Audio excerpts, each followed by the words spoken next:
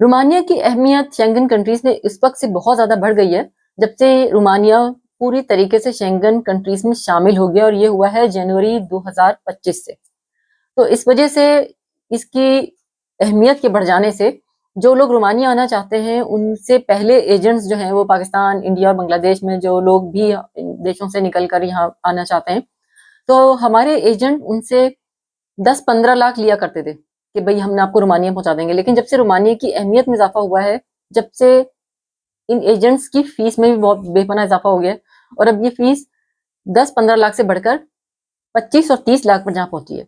एक थोड़ी सी गलत बयानी भी करते हैं बास एजेंट के, वो ये कह देते हैं कि रोमानिया जाकर आप जो है वो एक महीने में 15-20 लाख पाकिस्तानी कमाएंगे, या इंडियन के लोग हैं, इंडिया के लोग हैं तो उनको भी यही कहा जाता है। तो ये एक बड़ी ही एक अजीब सी बात है जिसको क्लियर करना बहुत जरूरी है, क्योंकि हम यहाँ रहते हैं, हम यहाँ के परमानेंट रेजिडेंट हैं, बहुत सालों से हम लोग रहते हैं। तो हमें पता है कि रोमानिया ऐसा कंट्री नहीं है जहाँ यहाँ से बाहर से लोग आने वालों को वो 15 से 20 लाख सैलरी दे देंगे, क्योंकि अगर ऐसा होता तो रोमानिया के लोग कभी यूरोप के दूसरे तरक्की याफ्ता मुल्कों की तरफ रुख न करते। हमारे साथ हम शुरू से देखते आ रहे हैं कि रोमानिया के लोग आपको हर कंट्री में मिल जाते हैं, खासकर जर्मनी में, यूके में, हर जगह रोमानिया के लोग मौजूद हैं, यूरोप के मुख्तलिफ कंट्री से मौजूद हैं।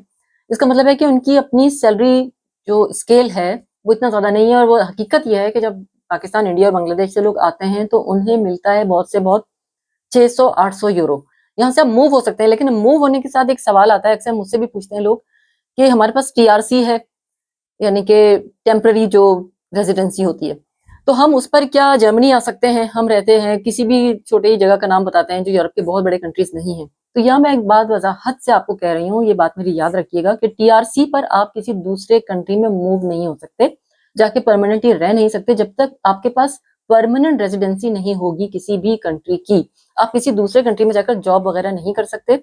इसके लिए आपको 5 साल की मुद्दत पूरी करनी होगी उस कंट्री में जहाँ पे आपके पास टीआरसी है। फिर आप कहीं जाकर जब पीआरसी जब आप हासिल कर लेंगे, यानी परमानेंट रेजिडेंट हो जाएंगे, तो फिर आप किसी भी दूसरे देश में जाकर जॉब कर सकते हैं, रह सकते हैं। अपने अपनी खुद थोड़ी सी मेहनत के बाद आप वही चीज खुद अप्लाई कर सकते हैं जो आप एजेंट के थ्रू अपने लाखों रुपए एक तरीके से वो जाया ही हो जाते हैं, क्योंकि ये काम आप खुद भी कर सकते हैं। आज ऑनलाइन हर काम होता है, आप उसी तरीके से अपनी सीवी बनाएं जो सही तरीका है। एजेंट भी यही करता है। रखिए अपना, अपने सब प्यारों का, अपने घर वालों का बहुत ज्यादा ख्याल। मिलते हैं आपसे नए वीडियो में नए टॉपिक के साथ।